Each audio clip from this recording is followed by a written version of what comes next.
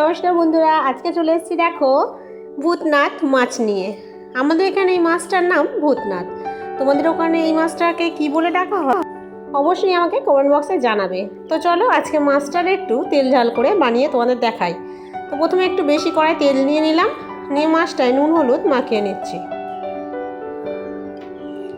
ভালো করে সব মাছে নুন হলুদ মাখিয়েছি। এটা যেহেতু গঙ্গার মাছ তাই নুনটা একটু অল্প মাখিয়েছি। তো মাছগুলো প্রথম আমি আস্তে আস্তে তেলে ভেজে নেব। এই মাছগুলো খেতে দারুণ মিষ্টি হয় আর এক কাটার মাছ হয়, খেতে খুবই ভালো লাগে। বাচ্চা থেকে বয়স্ক সবাই এই মাছ খেতে পারবে। তো তোমরা বাড়িতে যদি খেয়ে না থাকো তাহলে অবশ্যই একবার খেয়ে দেখো। তো মাছগুলো দেখো আমি সব ভেজে নিয়েছি এইভাবে।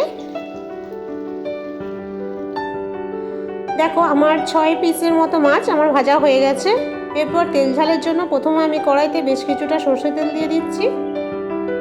এটা ততক্ষণ গরম হোক। তেলটা গরম হয়ে গেলে আমি কুচিয়ে রাখা দুটো পেঁয়াজ দিয়ে দিলাম তেলের ওপর,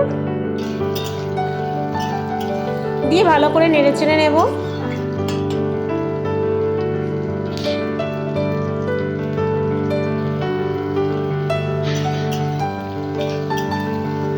পেঁয়াজটা হালকা হালকা করে ভাজা হয়ে গেলে এরপর আমার কেটে রাখা দুটো টমেটো আছে, সেই দুটো দিয়ে দেব। এরপর টমেটোটা ভালো করে যাতে ভাজা হয় তার জন্য হালকা একটু নুন ছড়িয়ে দেব, দিয়ে টমেটোটাকে ভালো করে নাড়তে থাকবো। টমেটোটা হালকা ভাজা ভাজা হয়ে গেলে আমি কিছুটা আদা রসুন বাটা দিয়ে দিচ্ছি, দিয়ে ভালো করে তেলে ভেজে একটু কষে নেব।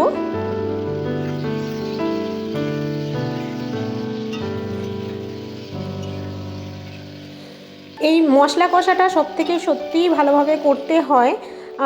দেখো আস্তে আস্তে হালকাভাবে তেল ছড়িয়ে আসছে। এখনও পর্যন্ত আমি শুধু নুনটাই দিয়েছি। এরপর দিয়ে দেবো আমি হলুদ গুঁড়ো, কারণ এই মশলা কষার কাছে তরকারির টেস্টের কাজটা হয়। এরপর দিয়ে দিলাম লঙ্কা গুঁড়ো, কারণ একটু নদীর মাছ একটু ঝাল ঝাল ভালোই লাগবে খেতে।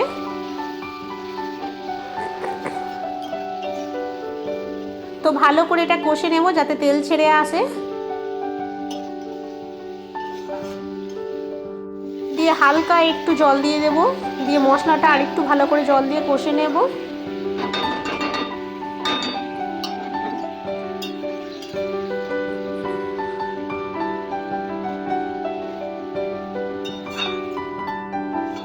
তো দেখো মশলাটা ভালোভাবে কষা হয়ে এসছে, পুরো তেল সাইড দিয়ে ছেড়ে যাচ্ছে, মানে মশলাটা আমার জলটা পুরোপুরি শুকিয়ে গেছে। এরপর আমি পুরোপুরি ফাইনালি এতে জল দিয়ে দেব।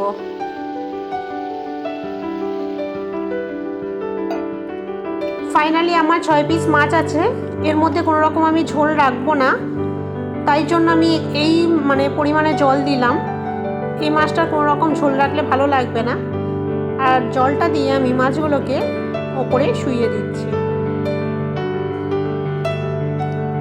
তোমরা যদি এই মাছটা বাড়িতে না খেয়ে থাকো, কিংবা যদি খেয়ে থাকো এই মাছটা তোমাদের ওখানে কি বলে ডাকা হয় অবশ্যই আমাকে কমেন্ট বক্সে জানাবে। তো আরেকটু হলেই আমার মাছের তেল ঝালের রেসিপিটা হয়ে যাবে।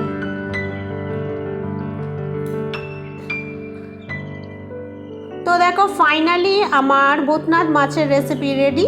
তো এই ছিল আজকের ভিডিও। কেমন লাগলো অবশ্যই তোমরা কমেন্ট বক্সে জানাবে।